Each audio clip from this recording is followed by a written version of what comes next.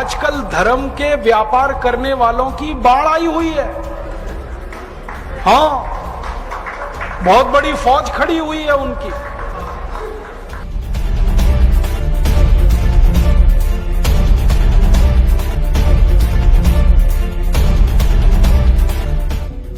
शराब का सबसे पहला फायदा, शराब आपके कॉन्फिडेंस को बढ़ाती है।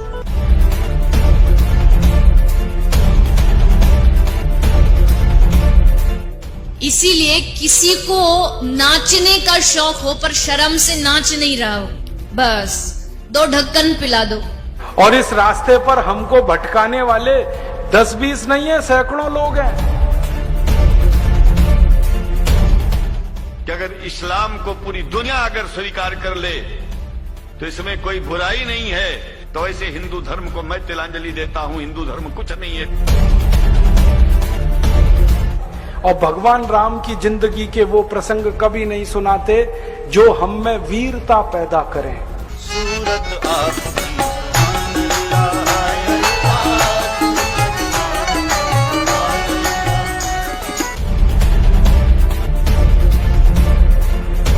कहीं से 10 करोड़ लूटो, कहीं से 20 करोड़, कहीं से 25 करोड़।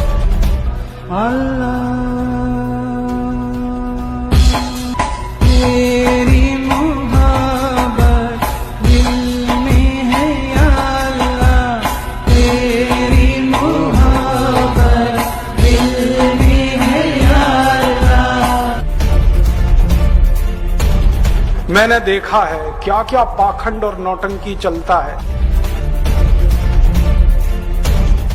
जिस समय नमाज पढ़ी जाए तो हम भी प्रयास करें कि अपनी भागवत बंद करके 5 मिनट के लिए उनके लिए हम अल्लाह को प्रणाम करें। क्या जाता है, क्या फर्क पड़ता है।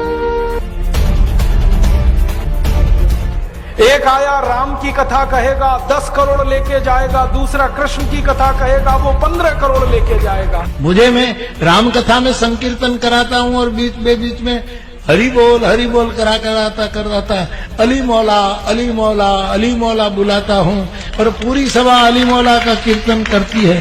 तो कई धर्मगुरु मुझे भी पूछते हैं कि आप हरि बोल के साथ अली मौला को क्यों लाते हैं। मैंने कहा मैं लाता नहीं, अली मेला मुझसे बोल रहा है। ये बापू नहीं है, डाकू है। बापू नाम तो शर्म आती है कहते हुए, और माला पकड़ा देते हैं कि राम राम राम राम राधे राधे राधे राधे राम राम राम राम राधे राधे, बस यही करो देश तो ठीक हो जाएगा। और ज्यादा उनसे तर्क करो तो कहने लगे तुम क्यों व्यर्थ चिंता करते हो, तुम क्या लाए थे, क्या ले जाओगे, जो हो रहा है अच्छा हो रहा है। मैंने देखा है क्या क्या पाखंड और नौटंकी चलता है।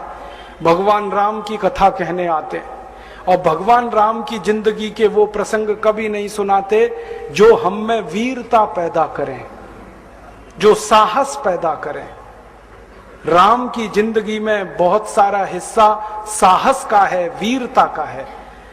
जब 14 वर्ष के लिए वनवास चले गए राम, तो हमको सुनाई जाती है राम की जो कथा ना, उसमें कहते हैं राम ने 14 साल एक ही काम किया, हाय सीते हे सीते, हाय सीते हे सीते, हाय सीते, ये सुनाते हैं हमको। हाँ, यही सुनाते हैं निकाल के कहानी में से। और मैं कहता हूं कि राम को अगर हाय सीते हे सीते हाय सीते यही करना था 14 साल, तो दूसरा विवाह क्यों नहीं कर लिया। सैकड़ों राजा तैयार थे अपनी राजकुमारियों को राम को देने के लिए, वो तो कर लेते दूसरा विवाह। क्योंकि हाय सीते हे सीते हाय सीते हे सीते, एक स्त्री के लिए अगर वो इतने ही बिलख रहे थे, तड़प रहे थे, दूसरा विवाह कर लेते। तो ये सब चुप हो जाते हैं, फिर बात नहीं करते। फिर मैं उनको रामायण में से निकाल के दिखाता हूं, देखो राम ने हे सीते हाय सीते कहा नहीं कहा ये मुझे नहीं मालूम, लेकिन 14 साल वन में रहते हुए सैकड़ों राक्षसों का संहार किया उन्होंने, मारा उनको और धर्म राज्य की स्थापना कराई। ये कहानी नहीं सुनाते क्योंकि इससे वीरता पैदा होती है। तो राम का जो वीरत्व है वो नहीं सुनाएंगे आपको, उनकी जो कमजोरियां हैं वो सुनाते हैं आपको। और राम कथा जब वर्णन की जाती है तो मंच पे बैठ के आहा कैसे आंसू ढलल ढलल आंसू निकलेंगे, आपको भी रुलाएंगे, खुद भी रोएंगे। किस बात के लिए? हो राम को वन गमन में इतना कष्ट हो रहा है, वन में इतनी तकलीफें हो रही हैं, तो राम की तकलीफों का वर्णन कर रहे हैं, आंसू आ रहे हैं, और ये सारा वर्णन एयर कंडीशनड मंच पर बैठकर होता है। अपने को तकलीफ नहीं होनी चाहिए, राम की तकलीफों का वर्णन कर। एयर कंडीशन मंच चाहिए, एयर कंडीशन घर चाहिए रहने के लिए, एयर कंडीशन कार चाहिए, और चार्टर्ड प्लेन चाहिए आने और जाने के लिए, तब राम की कथा सुनाई जाएगी। जो राम जिंदगी भर पैदल चलते रहे, जिन्होंने अपना रथ भी छोड़ दिया था अयोध्या से निकलते समय, वो राम ने जिंदगी भर पैदल चल के काम किया, और यहां एयर कंडीशन कारों में घूम घूम कर, चार्टर्ड प्लेन में घूम घूम कर राम की कथा सुनाते हैं। वो कथा वथा नहीं है, वो उद्योग है, व्यापार है, बिना टैक्स का। और मुझे बहुत शर्म है ये कहते हुए, समय आने पर प्रमाण से बात करूंगा कि राम कथा कहने वाले ब्लैक मनी को व्हाइट मनी करने के काम में लगे हुए एजेंट हैं, और इससे ज्यादा कुछ नहीं। और मुझे इससे भी बड़ी शर्म आती है कहते हुए कि आप जो उनको दे रहे हैं दान के रूप में, वो पैसा ब्याज पर उठा रहे हैं वो दूसरे लोगों को, और आपके दिए हुए पैसे से धंधा बना रहे हैं अपना। फिर ऐसे कृष्ण की कथा कहने वाले आ जाते हैं, कहते राधे राधे राधे राधे राधे राधे, और कुछ कहो ही मत, राधे राधे। कंस को मारा, जरासंध को मारा, शिशुपाल को मारा, अधर्मियों को मारा, ये सब थोड़े में, राधे राधे राधे राधे बड़े में। हाँ, क्योंकि आपको कायर बनाना है ना, निर्वीर बनाना है, नपुंसक बनाना है, तो वीरता की कहानी क्यों सुनानी है? तो चुन चुन कर ऐसी कहानियां सुनाते हैं। और मैं आपको बहुत गंभीर बात कह रहा हूं कि ये सारे हमारे देश में जो पाखंडी लोग हैं ना, राम और कृष्ण की कथा कहने वाले, ये सरकारों के साथ मिले हुए हैं, क्योंकि सरकारों ने इनको एक कान में मंत्र फूंका है, तुम लोगों का ध्यान इस तरफ भटकाते रहो ताकि कोई महंगाई के खिलाफ न लड़े, गरीबी के खिलाफ न लड़े, बेरोजगारी के खिलाफ न लड़े, अत्याचार के खिलाफ न लड़े, वो डूबा रहे राधे राधे राधे राधे राम राम राम राम, बस इसी में। और समझाते रहो, तुम क्या लाए थे, तुम क्या ले जाओगे, क्यों व्यर्थ चिंता करते हो, जो हो रहा है अच्छा हो रहा है, आगे होगा और भी अच्छा होगा। एक रास्ता ये है। अब दो रास्ते हैं अपने सामने, एक रास्ता भगत सिंह का, ऊधम सिंह का, चंद्रशेखर का, एक रास्ता हमारे ये धर्म गुरुओं का, पाखंडियों का, जो राम की कथा, कृष्ण की कथा। मुझे बहुत ऑफर आए हैं, मैं आपको दिल का दर्द बता रहा हूं, सच में कह रहा हूं, आपसे नाम नहीं लेता। मुझे ऑफर आए कि तुम कहां बेकार भटक रहे हो, मेरे साथ आ जाओ। मैंने कहा बापूजी क्या होगा उसमें? तो कहने लगे जितना मिलता है वो डबल हो जाएगा।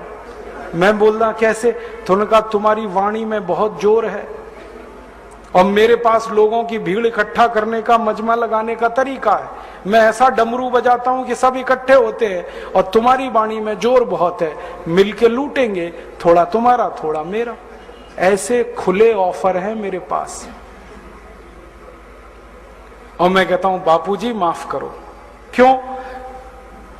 कहते तुम्हें पैसे नहीं चाहिए। मैंने कहा पैसे ही चाहिए होते तो बहुत रास्ते हैं मेरे पास, यही एक बचा है।